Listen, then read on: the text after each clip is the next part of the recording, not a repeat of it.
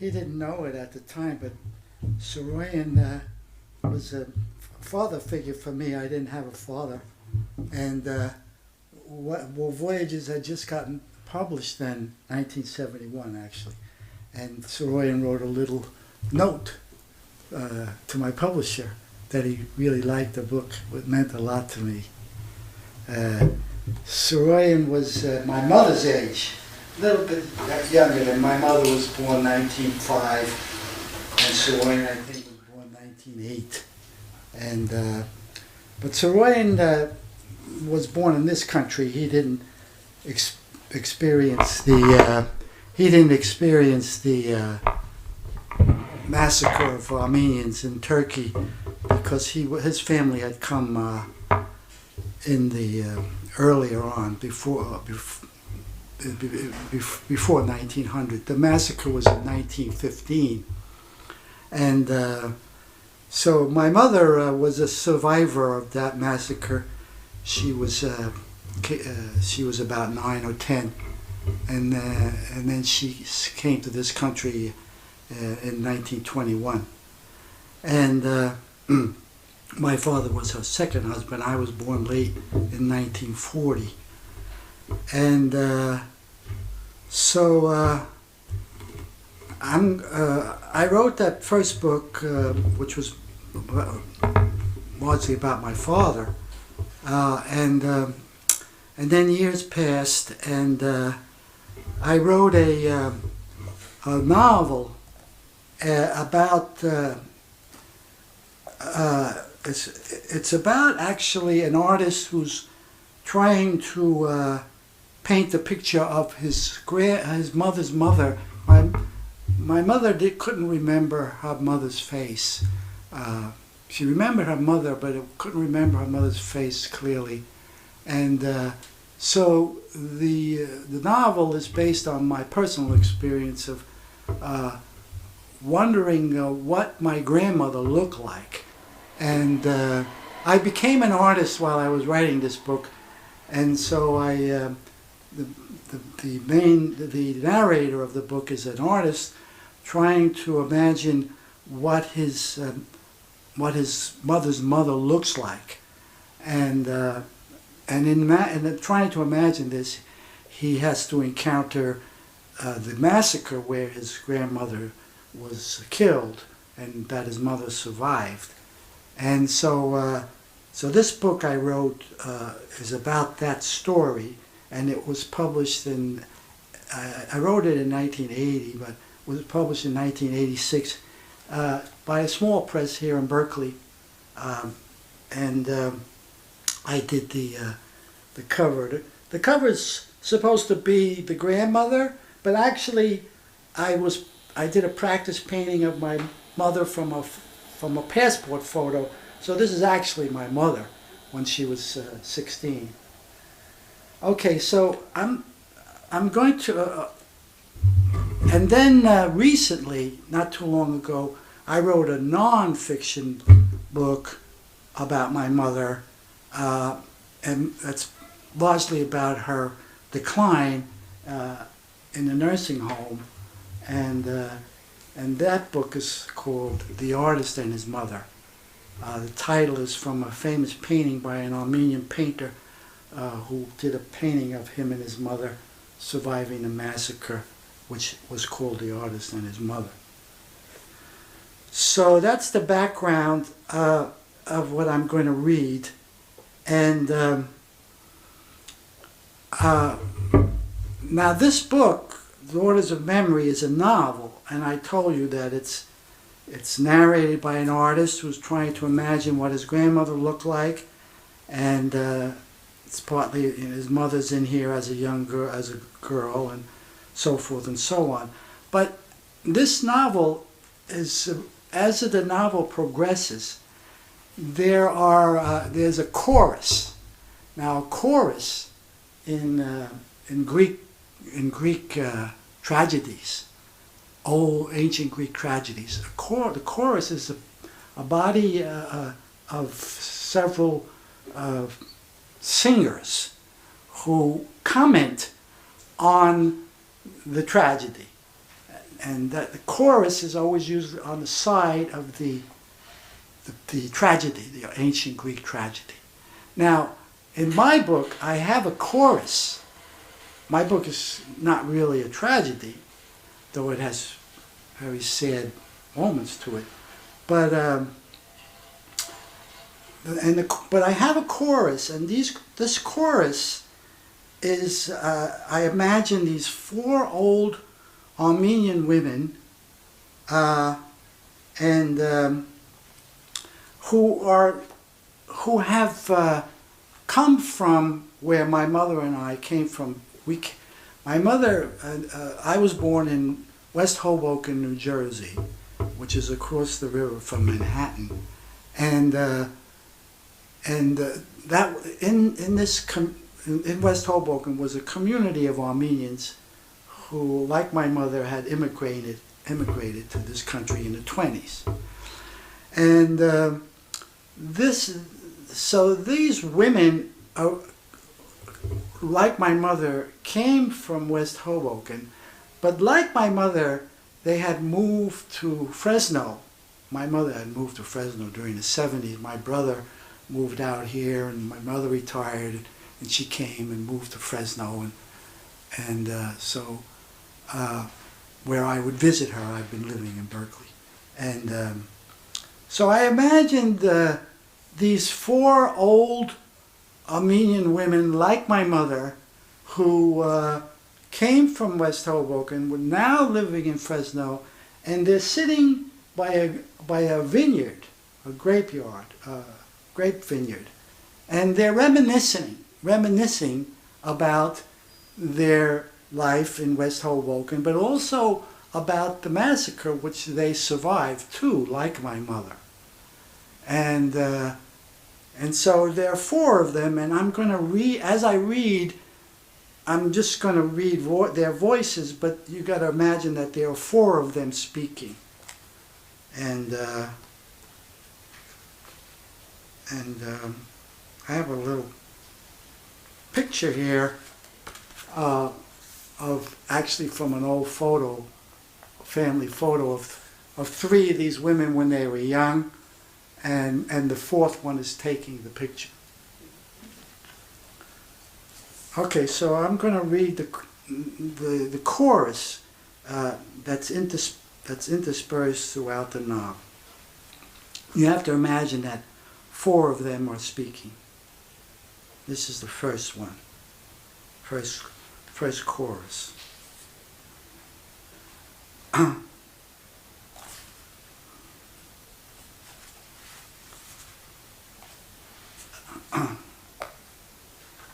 Tell me the truth. Do I smell of piss? Now, they're all old now, see? They're in their 80s. No, not so far. Thank goodness. I used to smell it on Arnie before she died. I wanted to tell her, but I didn't want to hurt her feelings. I used to smell it too. She used to wash her underwear every day, but it was not enough. I go through 20 pair of underwear a week. Good thing I have a dryer. What would my neighbors think if they saw all them on the line? Well, thank God you can still wash them yourself. You said it. I'd rather leak piss in my own house than wear a diaper in one of those other places. My children said they'll never let me go to one of those places. They all say that. I never heard of those places when I was young. Whoever started them let the dog shit in his father's mouth. They're not so bad. They stink and you know it.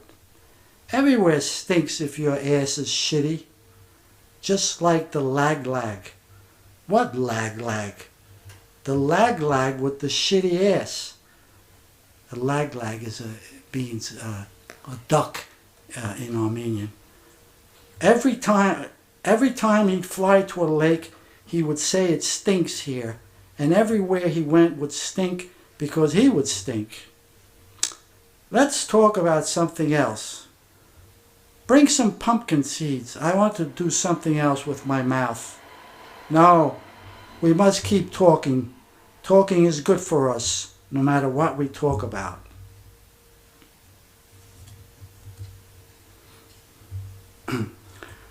I'd like to get a job in one of those hamburger places. She's got more money than a pasha and now she wants to be a servant. You don't even know how to write. How are you going to write the orders? I don't have to work in the front. I can work in the back. I can wash dishes. They're not going to hire someone your age. This isn't the village. Old people don't work in this country. Young people can't even find work. Diamond Ring Zakar owns some of those places. Maybe he can give you a job. I wouldn't work for Diamond Ring if I were you. He's not an easy boss.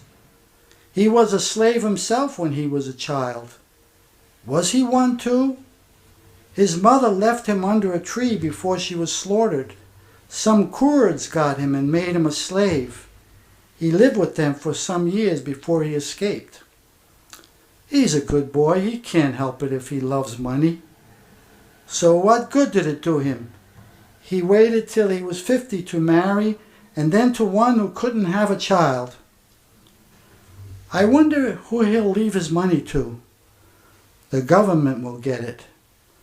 Let them have it. They were good to him. Why should they get it? They don't know how to use it. I don't care what happens to it, just don't give any to me. I have enough trouble giving away what I have. Then why do you want to make more? It's not for the money. She wants to be around young people. Young people don't want to be around us. They think we have some kind of disease. My garbage man is young and he always stops for a cup of coffee in my garage. In your garage? Why sure, didn't you know my garage is a coffee house? That was a good idea, putting a stove in your garage. Why sure, who wants to sit in the house? I pull the door up and I'm open to the street. That's what everyone does on my street. They live in the garage all the time. I wouldn't be able to talk to my garbage man if I was inside. I give him coffee and chodag whenever he comes. He's good to me. He takes all my garbage, no matter how much I have. In Fresno, especially in the summer, the garage doors are always open and you can see people working in there doing whatever. The houses are built so that the garage is facing the street.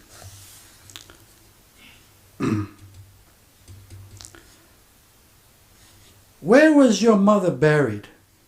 I don't know where my mother was buried. My mother was buried in a ditch outside Damascus. I don't know where my mother was buried, but I know where her brother died. He went to Soviet Armenia and then he starved to death. I remember my mother a little. I remember she used to hit me a lot. She must have been a young mother. I remember my father saying, you hit a donkey when it doesn't move, but you don't have to hit a child. I wish I could remember my mother. I wish I knew what she looked like. She didn't look like us, I'll tell you that. She was too young to look like us.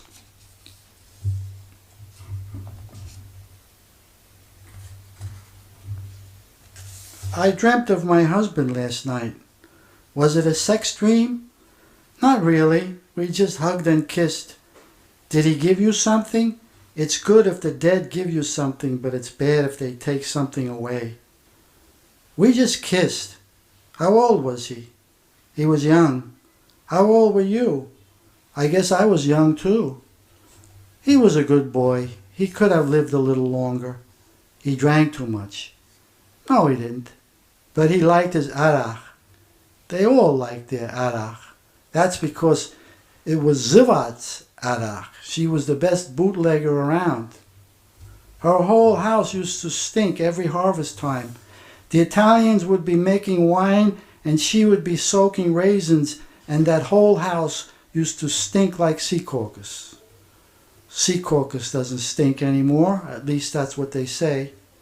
How would anyone know? Everybody's gone.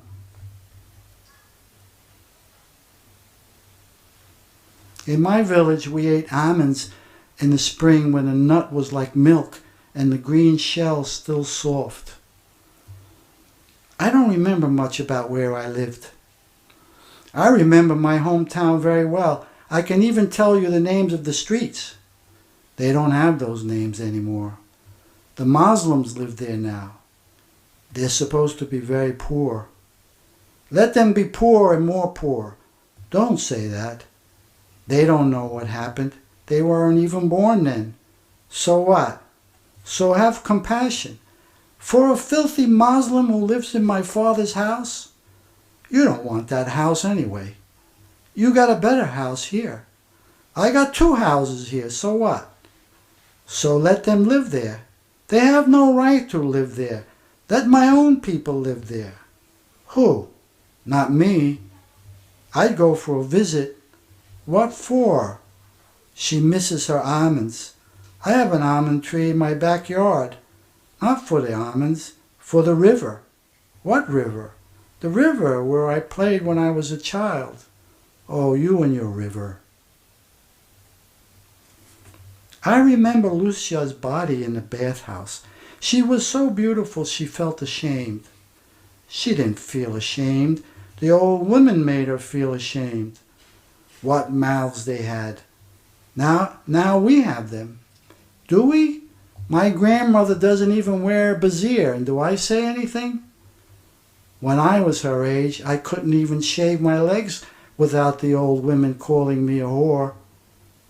What happened to the bathhouse? I think it's a Cuban restaurant now. I remember the horse stables in the back of it and the smell of horse shit. How much fun we had there.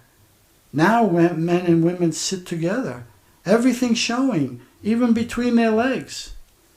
They just sit in a big tub. Do they make music? I don't know what they do. They smoke dope. Good, let them smoke dope.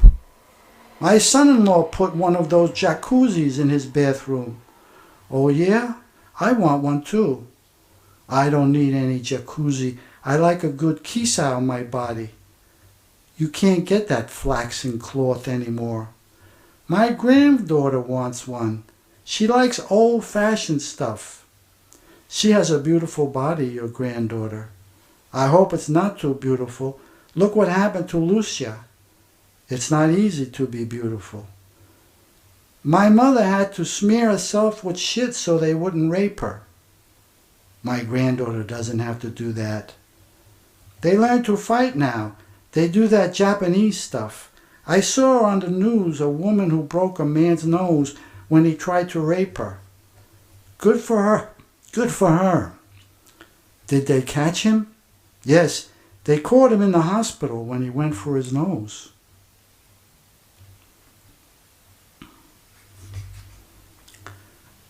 We can go to Lake Tahoe for $60 and they give us back $30 to spend. Araknaz went with the church group. The bus, the motel, the food, everything for $30. They want people to gamble. They know once people start, they don't want to stop. There's nothing else to do there anyway. You said it. When I was in Las Vegas, I stood at the machine all day. No, Araknaz kept the $30 and walked around and then went to bed at 8 o'clock. But she said she had a good time. She said she ate shrimp and they were as big as her finger. Let's go. $30, it's nothing. What do you think? They throw money in the streets in this country. Whenever my son has pennies in his pocket, he throws them in the street. They throw food in the streets. Araknaz didn't. She put what she couldn't finish in a napkin and brought it home and ate it for lunch the next day. I hope they have shrimp again. I like shrimp. My husband loved all fish. He was from Istanbul. He never ate meat, only fish. His own brother was a fisherman before he was slaughtered. I didn't know they slaughtered us in Istanbul too. He was in the underground. My uncle was in the underground too. I remember visiting him in jail.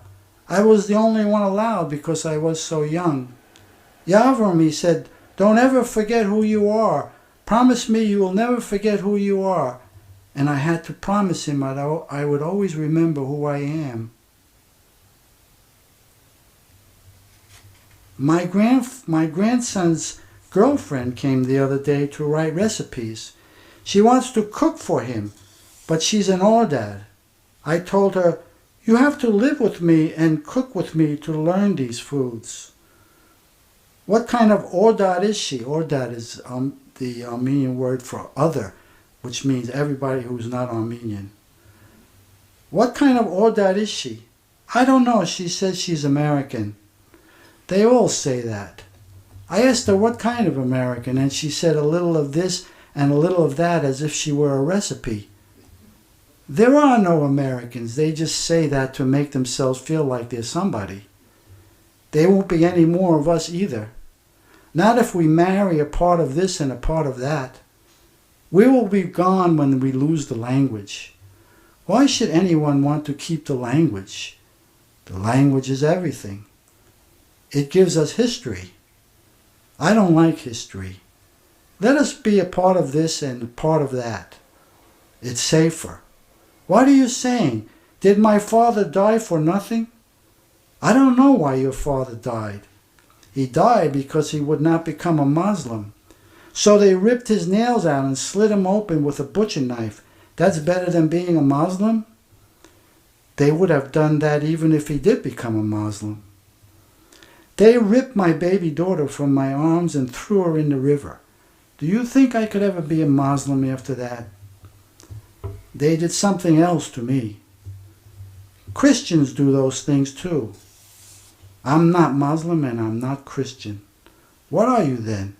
I'm a grandmother. That's what I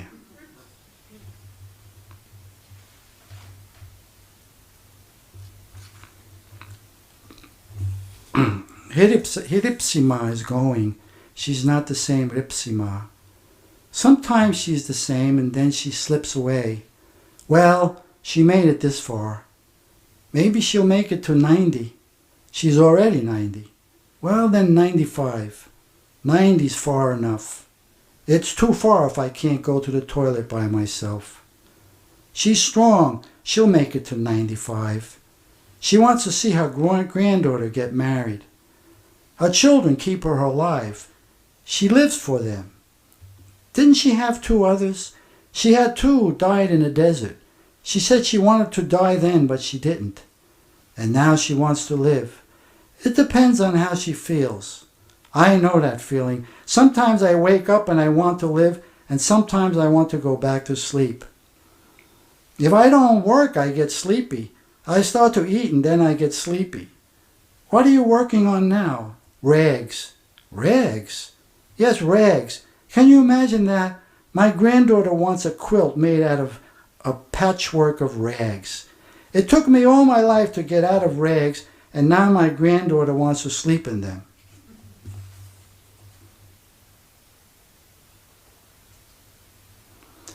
Aske has a cousin who grew up in China. She speaks Chinese with her children. I heard there are some of us who made it to the end of Argentina. Where is Argentina? It's at the end of the world somewhere. Do they keep their names? Some of us don't keep our names. My name isn't my name anyway. It comes from a Muslim word.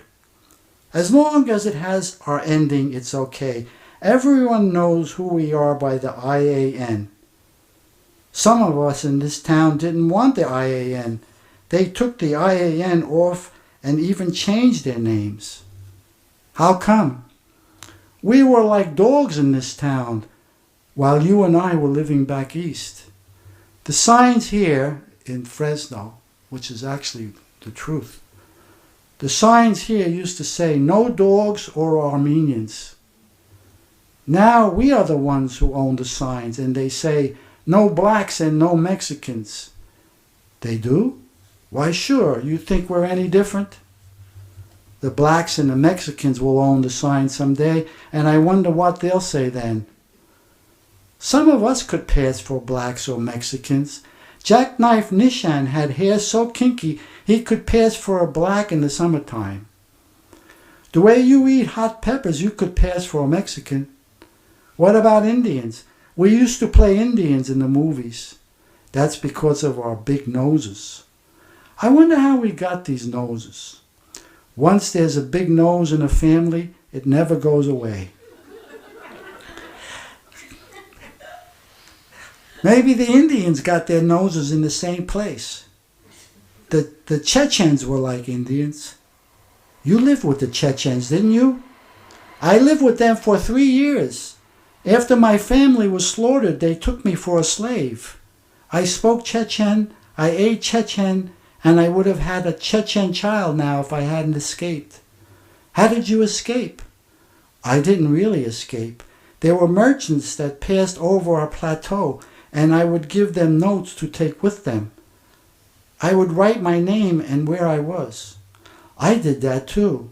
I would have done that, but I couldn't write. I learned how to write just in time. I had already been in school when that Chechen grabbed me and took me away on his horse. So did you find your note? So did anyone find your notes? You know who found one of my notes? You know old Harry the Iceman? Why sure, he used to come to my house all the time with his pick in the ice and the burlap dripping on his shoulder. Well, he found my note and he came to get me, but he had no money. He had no money when he came, and they would not give him to me. They would not give me to him, so he had to go back, and I had to wait another 6 months before he had enough to buy me from them. I think he gave them about $10. Can you speak Chechen now? Not a word. Sometimes in my dreams I speak Chechen, but when I wake I can't remember a word.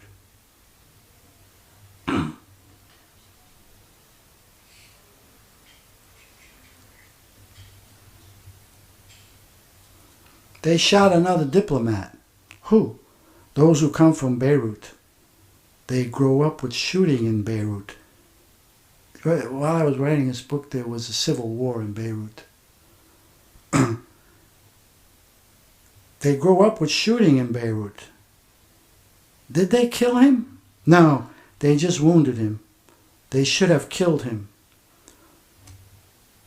There were young Armenian boys in the 70s who did shoot Turkish diplomats. They should have killed him.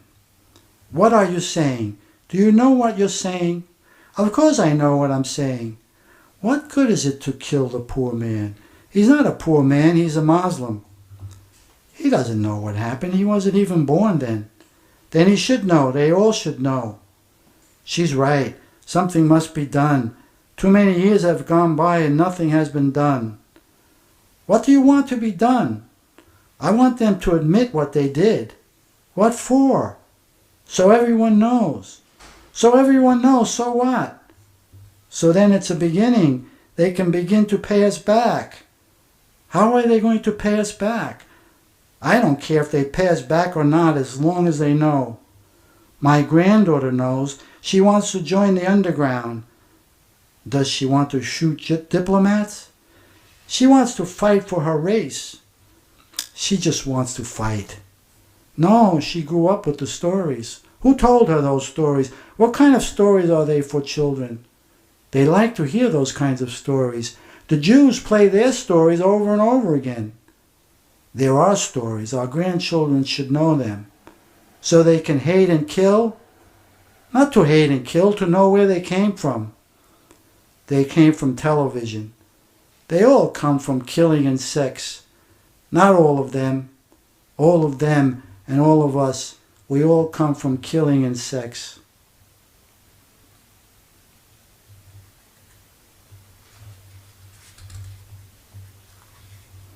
In my village, the Muslim had a right to sleep with a Christian bride on the wedding night. But he never did, really. Yes, he did. At least once anyway. I won't say her name, but she had to go to his house and be deflowered by him before she could sleep with her husband. Those filth. Now there are no more virgins anyway. Now they don't even get married. They marry and they divorce and they marry and they divorce. Let them divorce. I would have divorced if I could have. You're not the only one. No, I love my husband. I love my husband too, but I still would have divorced him. I was married to mine 6 months before we slept together. How old were you? I was 15. See, these were picture brides. It's better that way. Let them learn fast. My great-granddaughter knows more than I do, and she's only 13.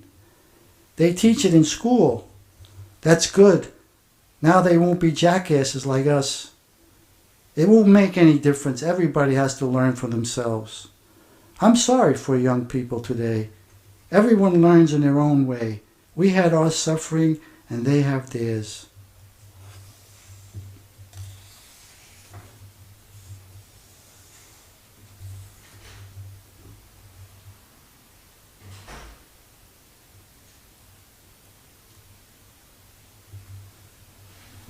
I wonder what I would have become if I was born in this country. I think you would have been a movie star. You think so? Sure, why not? Your nose is too big, but they can fix that. No one's going to fix this nose. This is my father's nose. I wonder if I could have been a big shot if I were born here. You already are a big shot. Remember that Persian lamb coat she had? Only big shots wore those coats. No, I mean a big shot like Eleanor Roosevelt. Eleanor Roosevelt was a miserable woman. How do you know? I heard it on the television. All I want is health. Oh, you and your health. You have to enjoy yourself too. The only enjoyment I know is my children. You see them once a year. They're too busy worrying about how to have a good time. They have so much and still they're miserable. It's a shame the way they live now. If everyone lived like you, we'd still be in the village. What's wrong with the village? I like it better here. I go to Las Vegas, I go to Tahoe. Who wants to go back to the village? It was like a village when I first came to this country. Where are you talking about? In Binghamton, New York. My cousin had a farm there. I don't know any Binghamton. Not a week after Ellis Island, I was in the factory. Oh, America, everyone said on the boat, as if we were going to heaven. That's what Pinochle Nishan said on the boat. He said, do you think I'm going to America to work? He was a gambler. He had a cafe. It's the same thing. My husband used to play cards in his cafe all night. All the boys did. I used to complain, but what else were they going to do? Sit in the kitchen? My mother's kitchen was always full. My mother-in-law's kitchen was always full. That's because she made aylach in the bathtub. I used to hate it. I can still smell the stink of those raisins in the barrel. People came all the way from Patterson to buy her aylach.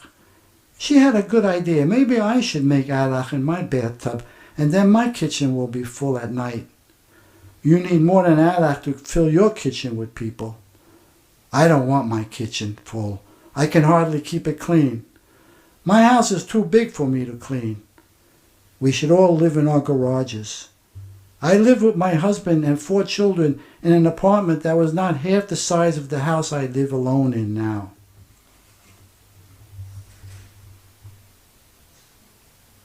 Peter? Yeah. Yeah, we gotta wrap up. It's 1:30. All right. Thank you. Thank you.